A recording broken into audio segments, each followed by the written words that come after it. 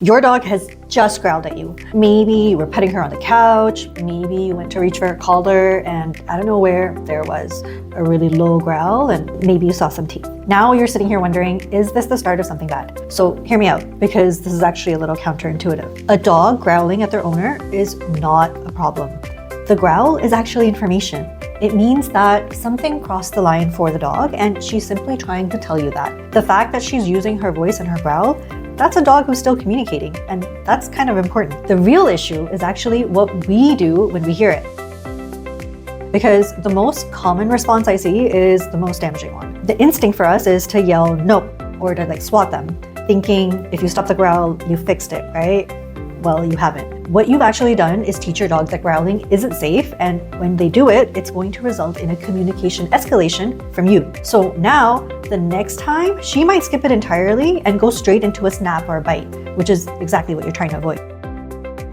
See, dogs have this whole communication ladder like us. Think of it like a volume dial.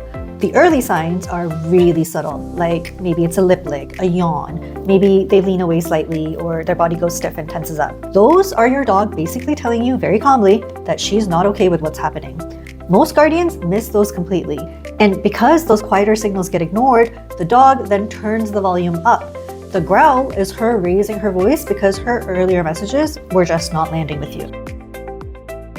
When my dog Louie growls, and yeah, she growls because she's not a robot, I stop what I'm doing. I back off and I get curious. What is it that she wasn't okay with? Is she sore somewhere? Was she just woken up? Was I handling her in a way that maybe she just didn't like? Because the growl is telling me she's not okay with something, and it's my job to listen to it, not silence it. And now, this is important. If your dog has never growled before in the same or similar scenario and it's suddenly showing up, the first thing to rule out is pain or illness, because a dog who's physically uncomfortable has a way shorter fuse than usual. So get a vet check before you assume that it's a behavior issue. And if there is a pattern, such as growling over the couch or over food, or when you try to pick her up, that's worth working through with a qualified behavior professional. The goal here isn't just to suppress it, but to actually understand what's driving it and try to change that in a way that works for both you and your dog. Also, the thing about dogs and moral reasoning is they don't have it. Dogs don't categorize their behaviors as good or bad the way we do.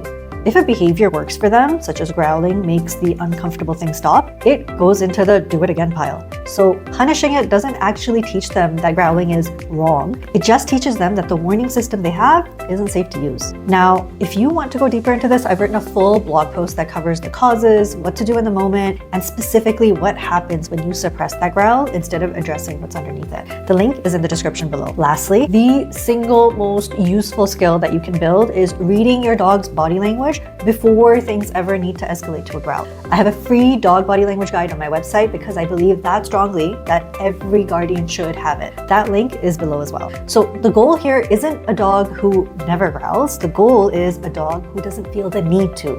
Now, if this video clicked for you, the video I would send you to next is the one on resource guarding. It goes directly hand in hand with everything that we just covered. It's right here on the screen.